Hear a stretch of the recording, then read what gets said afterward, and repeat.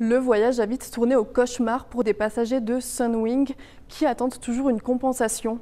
En décembre 2022, la compagnie aérienne avait supprimé 67 vols, ce qui avait contraint des centaines de passagers à rester bloqués à l'étranger sans pouvoir rentrer chez eux au Canada.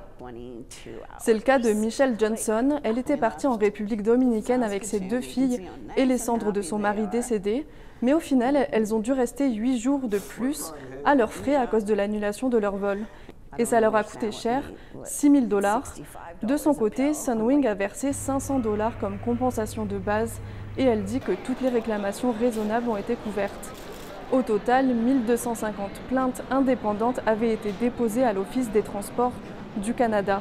Alors si vous voulez en savoir plus sur l'histoire de Michelle Johnson et des autres passagers, rendez-vous sur nos plateformes. Alors ça vous a peut-être pas échappé si vous êtes sorti de chez vous ce matin, il fait très froid. Ici en ce moment à Regina, il fait moins 17 degrés, ça change des dernières semaines. Faites attention à vous si vous êtes dans le nord de la province, il y a un avertissement de froid extrême où on attend moins 45 degrés en ressenti ce soir et cette nuit.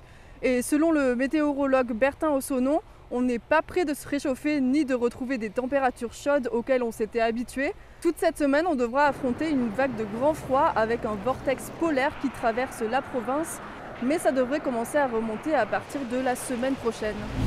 Bon, à l'époque, quand même, les finances, la Saskatchewan, ça allait pas trop bien. Alors aussi, elle a fait des coupures. Donc, elle a eu à prendre des décisions difficiles. Hein? Et puis son budget, comme vous le savez, en 2017, quand même, ça a été un budget très controversé. Mais elle a survécu à tout ça.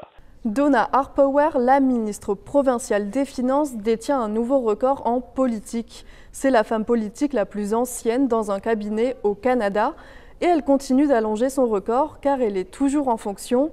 Scott Moe a d'ailleurs pris le temps de souligner son travail et son parcours depuis que le Parti saskatchewanais existe en 2007. Voilà, à demain!